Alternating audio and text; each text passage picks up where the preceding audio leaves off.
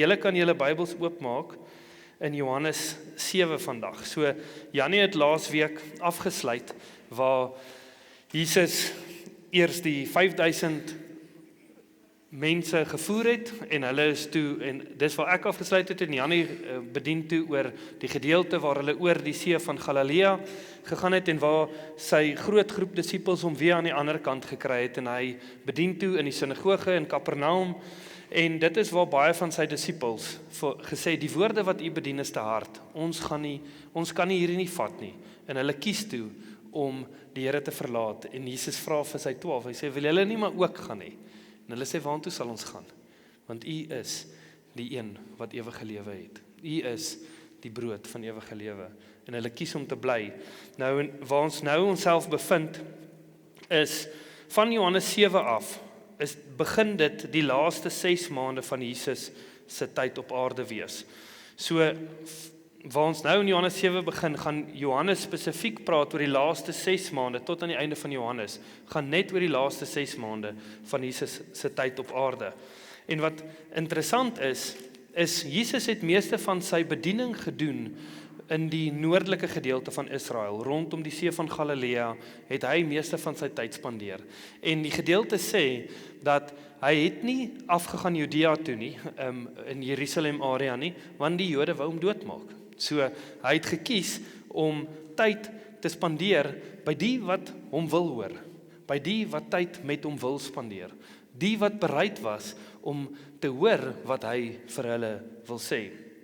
Nou, die hoofstuk 7 begin waar hy 'n keuse moet maak om af te gaan Judea toe, waar hy normaalweg nie bedien nie, want dit is die hittefees. Nou, vir die van julle wat nie weet wat is die hittefees nie, so dit word baie warm in Jerusalem. En elke jaar gaan hulle dan af in Jerusalem toe, en hulle gaan sit 'n bietjie daar onder tente, om bietjie af te koel, en hulle het toe nou 'n fees begin maak. Nee, ek grap. Dis glad nie waaroor die hittefees gaan nie. Die hittefees is the Feast of Tabernacles. So, waaroor dit gaan dit is dubbeldoelig. Dit gaan primêrliks oor die herdenking wat God vir hulle gedoen het in die woestyn, wat God vir hulle voorsien het, kos voorsien het, water, alles wat hulle nodig gehad het, om vir 40 jaar te kon oorleef in die woestyn. Nou wat vir my uitstaan, in daai 40 jaar sê dat hulle skoene het nie vergaan nie. Vir 40 jaar het daar niks met hulle klere of hulle skoene gebeur nie. Soveel so het die Here vir hulle voorsien in daai tyd. En dan, die ander doel van hierdie fees wat hulle vier, is om te dink en op die Here te vertrou vir die voorsiening wat hy nog vir hulle gaan gee. Nou, meeste van dit was 'n fisiese voorsiening gewees. Hy het fisies vir hulle voorsien in die woestyn. En hy het ook fisies vir hulle reën voorsien. Genoeg, sodat hulle kon oes. So dit het primêrliks gegaan oor die voorsiening wat hulle nodig gehad het vir hulle om te kan oorleef en voort te gaan. Nou, hierdie gedeelte is waar Jesus met sy broers gesels in vers 1 tot 5 om en by. En sy broers sê, maar hoekom gaan jy nie af na Judea toe en bedien meer daar? Hoekom bedien jy hierbo in Galilea? Nou, ek wil dit maar amper vergelyk met Brits en Pretoria, as jy gaan kyk na die hoeveelheid mense. As jy mense wil bereik, baie mense, dan moet jy eerder Pretoria toe gaan, en dan gaan hier jy dalk 'n stadion, en jy gaan doen jou werk daar, en dit is wat sy broers vir hom sê. Hy sê, hoekom is jy besig om hier in Galilea, waar daar so min mense is, te bedien? Hoekom gaan jy nie eerder soontoe nie? En hy sê vir hulle, dis nog nie my tyd nie, dis nog nie reg vir my nie. Maar wat vir my interessant is na Maria swanger was met Jesus en geboorte gegee het Maria normaal kinders gekry. Sy en Josef het ander kinders gehad. So Jesus was nie die enigste kind gewees in sy huis nie. Maar ek dink hy was nog al 'n hoë standaard om teenoop te geleef het. Want hy het niks verkeerd gedoen nie. En nou kyk hulle na hom, sy ander boeties, en sê, hoekom gaan jy nie bietjie soontoe en gaan doen dit? Jy sê mos al hierdie dinge van jouself. En ons sien die wonderwerke wat jy doen. Maar interessant, in vers 5 sê hulle, dat hulle het hom nie geglo nie. Hulle het nie geglo dat hy die Messias is, die ene wat die wêreld gaan kom red nie. En Jesus sê vir hulle, julle is nie gebonde aan tyd nie, maar ek is gebonde aan 'n spesifieke tyd. En my tyd is God se tyd. Ek moet funksioneer volgens die wil en die plan wat die Here het vir my lewe. Julle kan nou maar gaan, maar ek moet wag totdat God vir my sê, okay, dis nou tyd, jy kan gaan. Jy moet nou gaan doen dit wat jy moet doen. En wat ek sien hierso is, die tyd in die koninkryk van die Here lyk anders as ons tyd. Jy sit dalk hierso en jy vra jouself, Here, hoekom het U nog nie deurgekom nie? Ek vertrou U vir iemand se redding. Ek vertrou U vir 'n deurbraak in my lewe. En ek wil vir jou sê, moenie moed verloor nie. Moenie opgee op dit wat jy die Here voor vertrou nie. Hou aan bid. Sy tyd lyk dalk anderste as jou tyd. Maar dit beteken nie dat dit nie vir God belangrik is nie. Ons moet net kan vertrou op sy tyd. Nou in vers 6 en 7 is waar ek die gedeelte wil begin oor praat, wat ons dan gaan kyk vandag. En my opskrif is, wat is die effek van Jesus? En ons sien heeltyd, reg deur Johannes al, sien ons, daar gebeur iets wanneer Jesus op die toneel kom, wanneer Jesus begin werk met mense. So lees saam met my in vers 6 tot 7. Toe sê Jesus vir hulle, my tyd is nog nie daar nie, maar julle tyd is altyd daar. Die wêreld kan julle nie haat nie, maar my haat hy, omdat ek van hom getuig, dat sy werke boos is. Jesus sê, die wêreld haat jou nie, maar vir my haat hy. Hoekom haat die wêreld vir Jesus? Want Jesus getuig van die werke wat boos is in die wêreld. As jy nie konflik wil hê in jou lewe nie, dan moet jy net stil bly oor Jesus. Moenie jou geloof uitlewe nie. En jy sal eintlik 'n lekker lewe hê. Niemand gaan 'n vinger na jou toe wys nie. Dit gaan nogal alright wees. Jy het jou brood aan albei kante gebotter, soos wat ons sal sê. Die wêreld het nie konflik met jou nie en jy dink jy's alright met die Here. Maar Jesus moes heeltyd met mense gaan praat. Hy het heeltyd iets gedeel. En dit het konflik gebring vir die wêreld. Dit het op 'n plek gekom dat die skrywer Johannes kan sê, die wêreld haat hom. Hoe voel die wêreld oor my en jou? Nou ek sê verseker nie ons moet uitgaan en almal vies maak vir ons, dat die wêreld ons haat nie. Maar lewe ons geloof uit, 'n dag tot dag, dat die wêreld daarna kyk en sê, iets pla my, of gel ons maar net saam met die wêreld, gaan dit maar net lekker, en wanneer ons om die wêreld is, funksioneer ons soos die wêreld, en wanneer ons by Christene is, funksioneer ons soos Christene, of lewe ons werklik ons geloof uit in die wêreld, sonder om mense sleg te sê, sonder om mense af te breek, sonder om lelik te wees met mense, maar is dit wat binne ons is, konfronterend vir die wêreld of nie? Of hou ons dit maar net vir onsself? Verder sê Jesus, julle kan so lank opgaan, maar ek gaan nog nie op nie. OK, dis belangrik. Van die vertaling sê, dat hy sê, hy gaan nie op nie. Maar, as hy sê, hy gaan nie op nie, nou gaan hy op, dan jok hy eintlik. Maar hierso sê hy, ek gaan nog nie op nie, want my tyd is nog nie reg nie. Toe die tyd reg is, toe het Jesus opgegaan, na die fees, die hittefees. In vers 11 en 13 lees ons wat het daar gebeur, toe Jesus daar aangekom het. En die Jode het hom op die fees gesoek en gesê, waar is hy? En daar is baie oor hom gemompel, onder die skare. Sommige het gesê, hy is goed, ander weer het gesê, nee, maar hy mislei die skare. Tog het niemand openlik oor hom gepraat nie, uit vrees vir die Jode. Eerstens sien ek, hulle soek Jesus. Die mense vra, waar is hy? So hy het al so 'n impak gemaak in die bediening wat hy mee besig was, dat mense verwag het. So die mans het primêrliks na hierdie hittefees toe gegaan. Dit was nie primêrliks nie, dit was net die mans gewees. En hele dorpe se mans sou saam getoer het om by Jerusalem uit te kom vir hierdie fees. En almal vra, waar is Jesus? Waar is hy besig? En van hulle sê, nee, ons gaan nie oor hom praat nie, want hy mislei mense. En ander sê, nee, hy doen goeie werk. En hierso sien ons, weer eens het Jesus 'n effek op hierdie mense se lewe. Hulle weet nie eers hy's daar nie, hulle vra waar is hy, maar hy het 'n effek op hulle lewe. maar hulle het verskillende opinies oor hom. Maar niemand het openlik oor hom gepraat nie. Hoekom nie?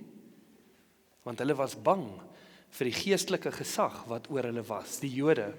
Nou, almal van hulle is Jode, as ek dit so kan sê, of Israeliete gewees, maar wanneer hy hier verwys na Jode, praat hy spesifiek oor die Joodse leiers. En hulle wou nie gehad het dat hulle oor Jesus moet praat nie. Die Joodse leiers wou gehad het dat Jesus nie genoem moet word nie. Niemand moet weet van hom nie. Hy moes net so stil as moontlik. As hulle dit kon kry dat niemand oor hom praat nie, is dit die regte plek vir hulle om te kon wees. Jesus kan nie net 'n aspek wees van ons lewens nie. Jesus moet my en jou lewensdoel word. As jy wedergebore is. Hoekom sê ek dit?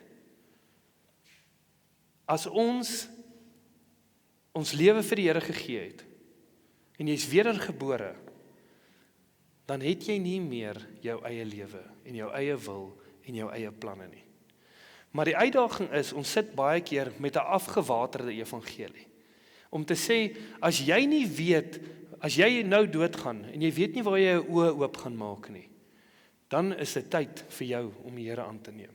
En ons gebruik baie keer vrees, of ons gebruik bekommernisse of uitdagings wat mense beleef, om hulle te motiveer om hulle harte vir die Here te gee.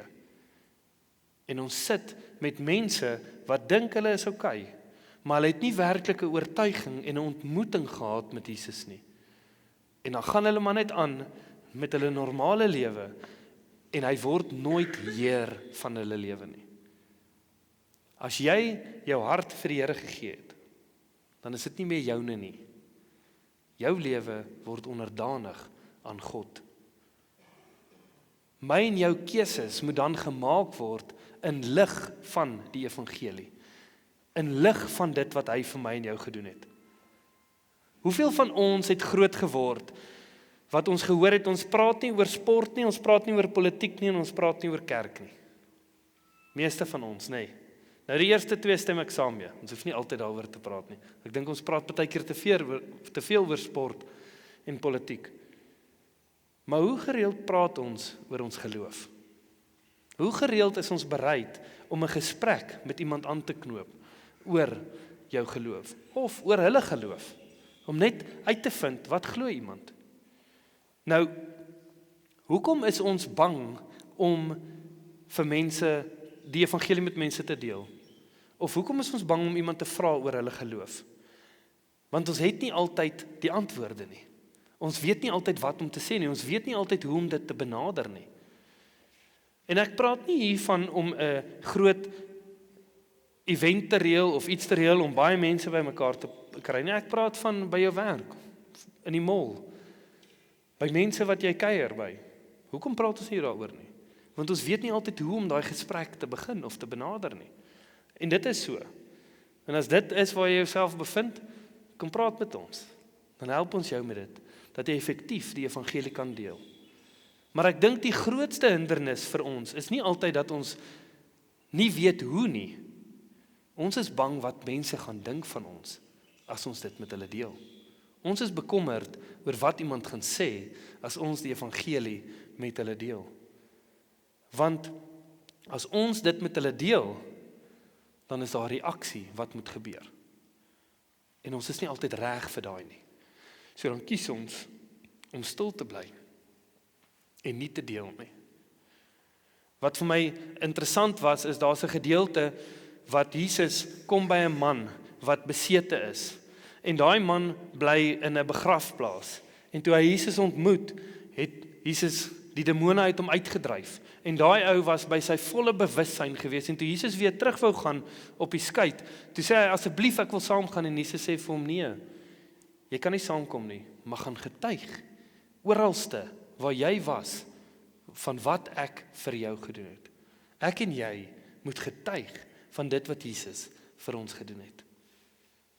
Ek sê nie ons moet rondloop en mense oor die kop slaan met die evangelie nie. Maar kan ons die Here vertrou vir geleenthede om te deel wat die Here in jou hart gedoen het? Om te deel hoe die Here voorsien het? Om ons hoop te deel wat ons het vir ewige lewe? Of gaan ons maar net eerder stil bly. Want in Suid-Afrika is dit baie maklik vir ons om ons geloof vir onsself te hou. Ons praat baie min daaroor. Daar is ouers wat ek al mee te doen gehad het, wat sê ons wil nie vir ons kinders sê wat hulle moet glo nie. So ons deel nie die evangelie met hulle nie, want hulle moet eendag self kies. Dan sit jy met 'n generasie wat nie weet wie God is nie. En wat gebeur dan? Dan wonder jy, hoekom is dit goddeloos? Dan wonder jy, hoekom gaan dit soos wat dit gaan? Ek en jy moet ons oortuigings kan deel. Elkeen het die keuse om te kies of hy daarna wil luister, of hy daarop wil reageer, of hy Jesus wil nastreef of nie. Maar ek en jy moet dit kan deel. As die duiwel dit kan regkry, vir my en jou om stil te bly oor Jesus, dan is hy besig om 'n groot gedeelte van die geveg te wen.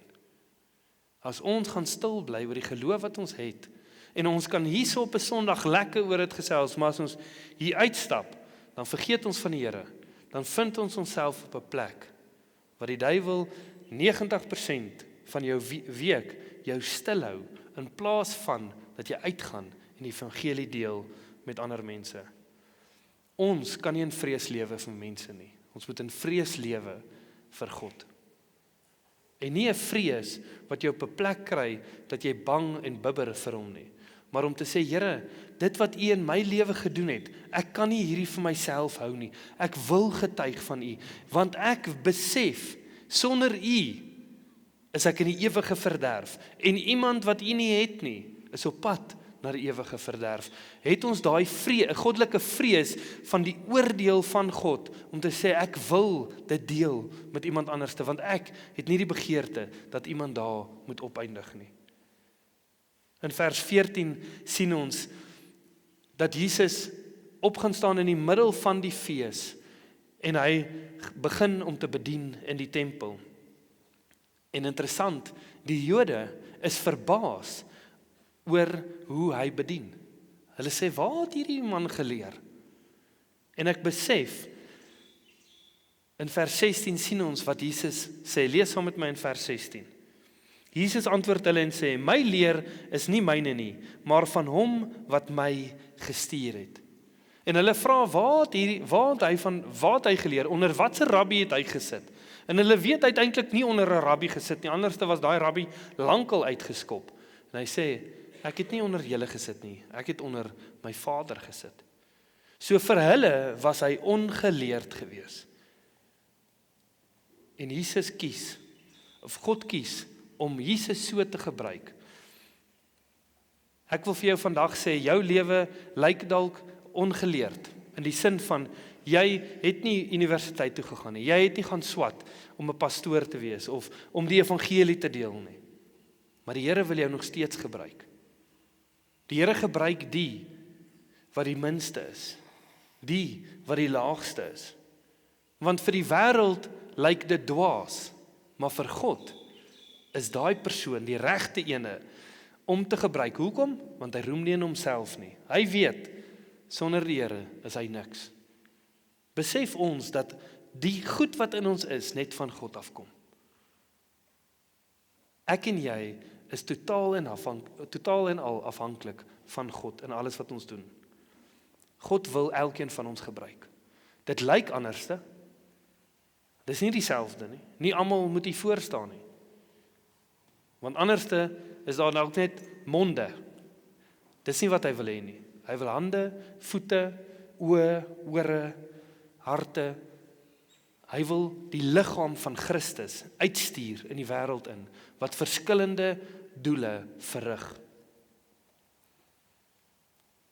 Hy wil nie net die geleerdes gebruik nie. Maar ek wil vir jou waarsku vandag, dat hy jou gaan gebruik, soos wat jy nie dalk wil hê hy moet nie. Jou idee van wat jy wil doen in sy koninkryk, lyk nie altyd soos wat jy, of dit gaan nie altyd wees soos wat jy dink dit gaan wees nie. As jy sê, Here, ek gee my lewe vir U, dan is dit nie meer jou lewe nie. En hy kies hoe om daai pot of kannetjie of emmer te gebruik tot eer en verheerliking van sy naam. Nie soos wat daai kannetjie wil gebruik word nie. Jy wil dalk 'n gietere wees, maar hy wil jou as 'n emmer gebruik. As jy jou lewe oorgegee het aan hom, moet jy toelaat dat hy jou kan gebruik soos wat hy wil, nie soos wat jy wil nie. Maar die vraag is, as jy gebruik wil word, as jy bruikbaar wil wees vir Jesus, waar begin dit? En dit begin baie keer eerste by jou huis. Vir my begin dit by my huisgesin. Dis die primêre plek waar dit moet gebeur. Dit begin nie op 'n groot verhoog iewerste nie. Dit begin by jou huis. Maar hoe begin dit? Dit begin in jou binnekamer. Dit begin daar waar niemand sien nie. Dis waar dit begin.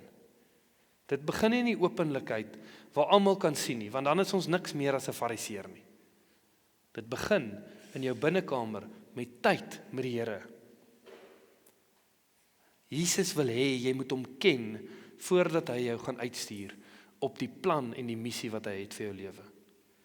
Hy wil jou persoonlik ken. Hy wil jou nie net gebruik en wanneer jy klaar gebruik is weggooi nie. Hy wil jou ken, intiem, en dat jy weet wie hy is, en dan gaan hy vir jou 'n doel en 'n roeping gee op jou lewe om uit te kan leef. Maar die vraag is, wat soek God van jou? Hy soek eerstens jou hart. Hy soek iemand wat bereidwillig is om sy wil te doen en nie jou wil te doen nie. Sy wil en nie my wil te doen nie. En hy soek gehoorsaamheid. As jy nie kan gehoorsaam wees teenoor hom nie, gaan hy jou nie kan gebruik nie. Want dan gaan jy heeltyd in jou eie rigting in hardloop. Dan gaan hy daar staan en sê, "Waar is jy nou op pad?" Ons moet gehoorsaam kan wees teenoor hom. As ons gehoorsaam kan wees, dan kan ons begin uitleef die plan wat hy vir my en jou uitgelê het. Nie die plan wat ek en jy dink ons moet hê nie, sy plan vir ons. Maar die probleem is, ons wil baie keer die plan weet van A tot Z. En hy sê die woord is 'n lamp vir jou voete. Dit lyk nie soos as jy oor Tambo toe ry met ligte totdat jy nie meer kan sien nie. Nee, dis net hierso. Hoekom? Want hy wil hê jy moet afhanklik bly van hom. Jy moet gehoorsaam bly aan hom. En partykeer dink ek as ons die volle prentjie gesien het, wat hy ons na heen wil vat, sou ons gesê het, nee, ek sien nie kans vir hierdie nie. Maar as ons bereid is om te sê, Here, gebruik my. Dit begin in my binnekamer. Ek gaan gehoorsaam wees teenoor U. En ons begin daai pad stap. Sê ek vir jou, jy gaan verbaas wees waar die Here opeindig met jou. Maar jy moet bereid wees om hom persoonlik te leer ken.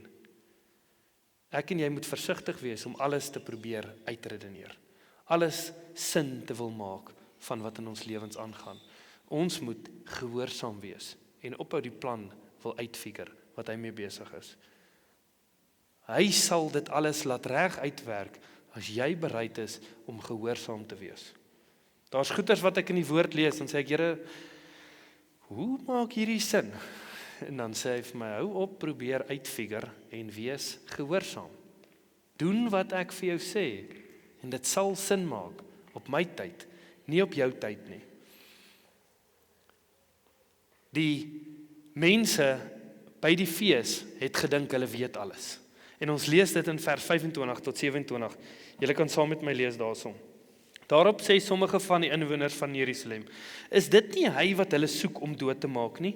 En kyk, hy spreek openlik en hulle sê vir hom niks nie. Sou die owerstes dan waarlik weet dat hy werklik die Christus is? En hierdie man, ons weet van waar hy is, maar die Christus, wanneer hy kom, weet niemand van waar hy is nie. So hierso, net voor dit sê, is daar 'n gedeelte wat hulle sê, baie het in hom geglo. En almal begin nou hier probeer uitfigure wie is Jesus. En hulle sê, nee man, Dit kan nie Christus wees nie. Hy kan nie die Messias wees nie. Dis onmoontlik, want ons gaan nie weet van waar hy kom nie. En ons weet mos van waar hierdie man kom. Dit kan nie hy wees nie. En hulle probeer op hulle eie intellek staat maak om alles uit te vind. Ek en jy moet afhanklik bly van die woord van God en die leiding van die Heilige Gees. In Spreuke 3 vers 5 staan daar geskryf. Julle kan saam met my soontoe blaai of op die bord kyk, afhangende van hoe vinnig kom ek al uit. Spreuke 3 vers 5.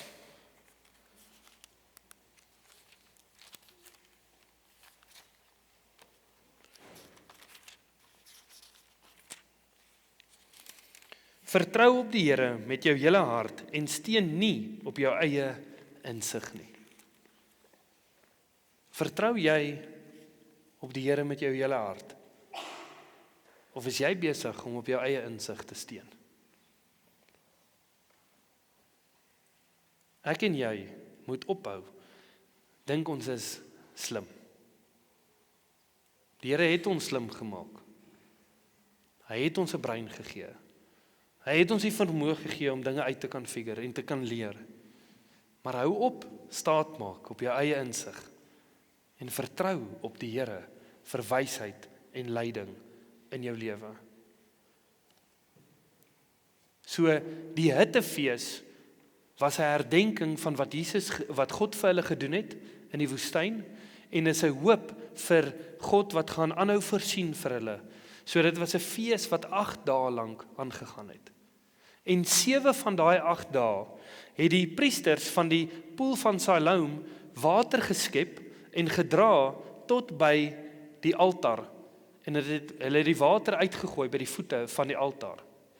Maar die laaste dag, die 8ste dag, het hulle dit nie gedoen nie. So hoekom het hulle dit vir 7 dae gedoen en nie vir 8 dae nie? Want die 7 dae het vir hulle verteenwoordig die voorsiening wat hulle gehad het in die woestyn, en die 8ste dag is die hoop op die water wat sal kom, wat die Here sal aanhou voorsien vir hulle om te kan oes, om te kan plant. Nou dit was nie soos wat ons dit het hier in Brits, wat jy 'n spulpunt opstart en daar kom water uit en alles lyk goed nie. Nee, hulle moes vertrou op die Here vir die water wat hulle nodig gehad het vir hulle oeste. Anders was daar nie kos gewees nie. So daai dag is 'n dag wat hulle eintlik gesê het. Hierdie dag is vir ons 'n belangrike dag, want ons weet die Here moet aanhou voorsien vir ons. Anderste het ons niks om te eet nie. En daai dag sê Jesus baie interessante woorde. Lees saam met my in vers 37 en 38.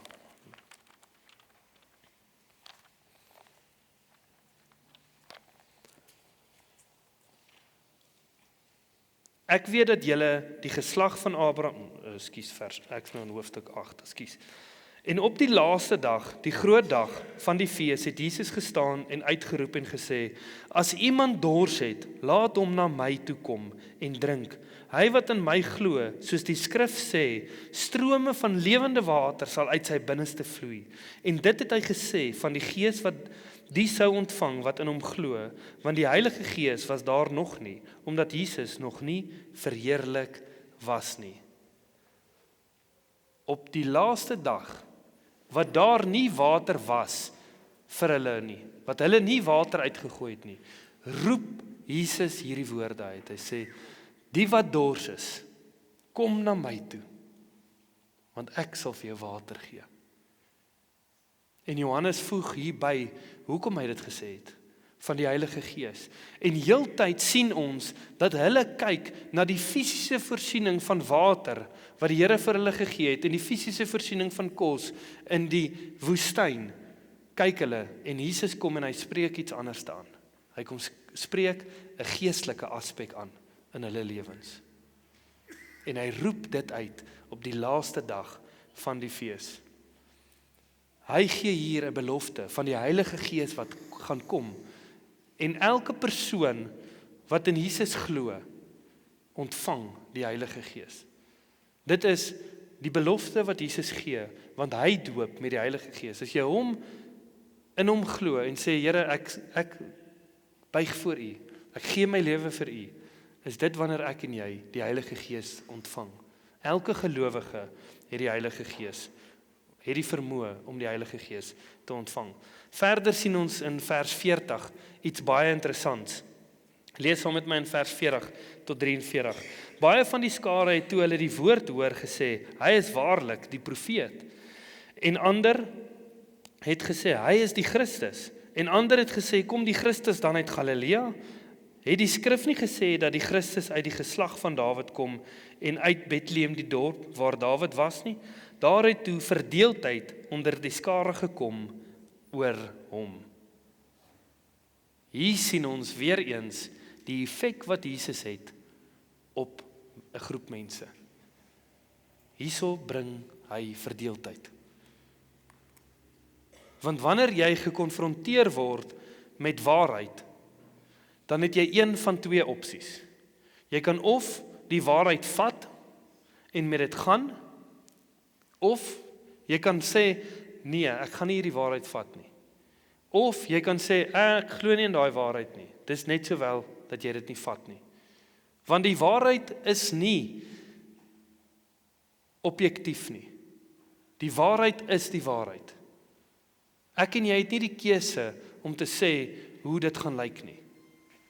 Jy het 'n keuse om dit te vat, of jy het 'n keuse om dit te los. Daar is nie 'n middeweg tussen die twee nie. Ek en jy moet 'n keuse maak vandag.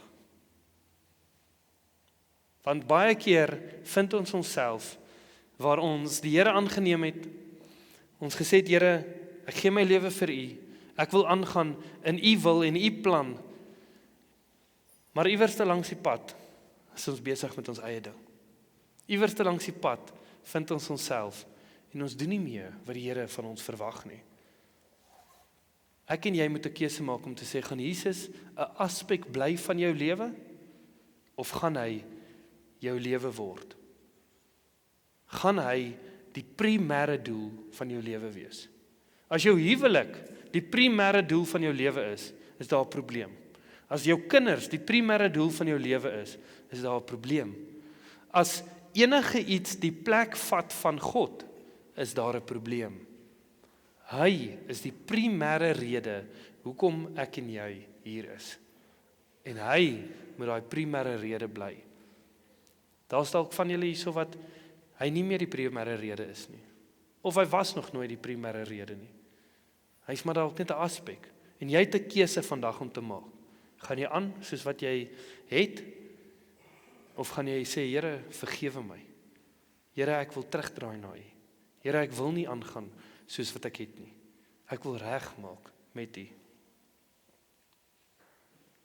As Jesus jou lewe word, dan het ek en jy die voorreg om op te hou op onsself staat te maak. Dan kan ek en jy net kinders in die huis van God wees. Wie van julle het dit geniet om nie die bekommernisse te beleef wat jy nou beleef as 'n volwasse nie, toe jy 'n kind was? Toe jou pa en ma versien het, dankie Annie, ek sien daai hand. Ek ook. Ek het nie geweet daar so baie bekommernisse nie. Maar dis wat Jesus verwag. Hy sê, los alles, soek die koninkryk van God. En alles wat jy nodig het, sal hy byvoeg. Maar hoeveel keer vat ons dit net weer uit sy hande uit en sê, nee, gee terug. Ek wil hierdie uitsorteer. Ons moet oorgee aan hom en sê, Here, ek hou aan hierdie vir U gee. Ek kan nie, hierdie, asseblief Here, ek wil dit nie hê nie, ek gee dit oor vir U. En dan het ek en jy die voorreg om te wandel in die plan wat hy vir my en jou het. Wanneer die moeilike tye gaan kom, verseker, daar gaan baie van hulle wees. Maar dan kan jy net op die Here staat maak en op hom vertrou en hom vra vir wysheid en insig. Ek wil afsluit met die gedeelte wat Jesus gepraat het in vers 37 tot 38 en ek wil net hê ons moet hom weer lees. Hy sê hierso in vers 37, en op die laaste dag, die groot dag van die fees, het Jesus gestaan en uitgeroep en gesê, as iemand dors het, laat hom na my toe kom en drink. Hy wat in my glo, soos die skrif sê, strome van lewende water sal uit sy binneste vloei. As enigiemand dors is, gaan na Jesus. Maar die vraag is, besef jy dat jy dors is? Want die vereiste wat hy hierso sê, is nie, jy moet oud genoeg wees nie, jy moet bo 80 wees, of onder 60 wees, of jy moet swart of wit, of pink of pers wees nie. Hy sê, enige iemand wat dors is, kan aan my kom. Maar wat moet daai persoon besef, wat na hom toe kom? Dat hy dors is. En daai is my en jou grootste uitdaging. Ons besef nie, ons is geestelik dors nie. Ons besef nie eers baie keer dat ons geestelik so uitgeteer is, dat ons nie meer kan reg funksioneer nie. As jy nie dors is nie, gaan jy nie drink nie. Hierdie botteltjie, elkeen van ons het die vermoë gehad om vanoggend ene te kon vat. Ek hoop daar was genoeg vir almal. Van ons het dalk nie gevat nie, want dit het koel begin raak. Is nie meer nodig om so baie water te drink nie. Maar as jy hierdie botteltjie gaan vat, wat nou vir jou, wat jy kon vat, en jy gaan sit hom net in jou kas, beteken hy vir jou 0. As jy hierdie botteltjie gaan vat, en jy gooi hom net in jou bakkie, beteken hy vir jou niks nie. Jy moet hierdie bottel oopmaak, en dit drink, en dan voed hierdie water elke sel in jou liggaam. Maar jy moet eers besef, dat jy dors is, dat jy dit nodig het. As ek en jy nie gaan besef, dat ons geestelik dors is nie, gaan ons nooit na Jesus toe hardloop en sê, Here, help my, ek is dors nie. Wat gebeur baie keer is, ons is geestelik dors, en ons wil gaan drink op ander plekke. Ons wil gaan drink, waar die tydelike genot van die wêreld ons net so bietjie krikke gee om aan te kan gaan. Maar ons wil nooit op die plek kom wat ons besef, ons is so uitgedors vir die Here nie, dat ons nie wil drink nie. Ek en jy moet daai plek bykom. En waar is daai plek wat ons so kan drink? Die woord.